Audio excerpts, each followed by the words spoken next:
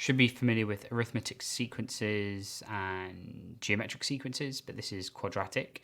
So let's do the first step. Let's find out what the difference is between here. So this is plus 13, plus 19, plus 25, and plus 31. They are obviously not the same.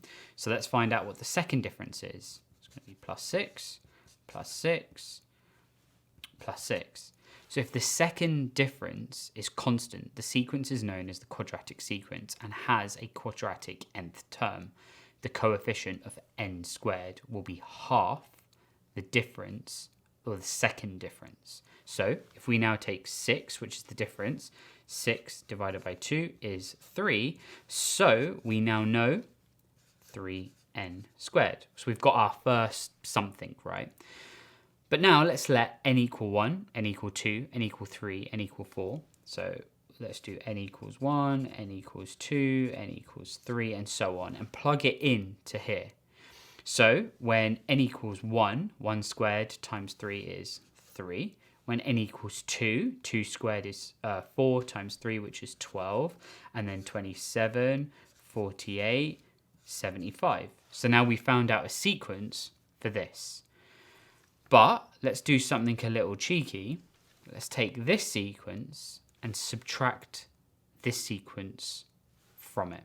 So we're going to have 6, 19, 38, 63, 94, and we're going to subtract 3, 12, 27, 48, 75. So we're going to get 7, 11, 15, and 19. So what's the difference? 4, 4, 4, 4. So we now know we've got 3n squared plus 4n. So we're kind of there. But if we put n equals 1 here, I get 4n equals 1, which would equal 4, which isn't the first term in this sequence. So what would we need to do? Do we add? Do we subtract? We would subtract 1. So if you do 4n minus 1, I'll just do it up here, 4n minus 1, and you put n equals 2, you'd get 4 times 2, which is 8 minus 1, which equals 7. So now we've got the correct sequence for this one, for this here.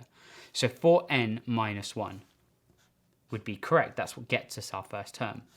But this also coincidentally happens to be the how to find the nth term of the quadratic sequence when you're given this sequence. So if I put in the second term, for example, into here, you get 2 squared, which is 4, plus 3, which is 12. Put in the second term here, 4 times 2 is 8. And then minus 1 is equal to 19. So we now know we've got this correct.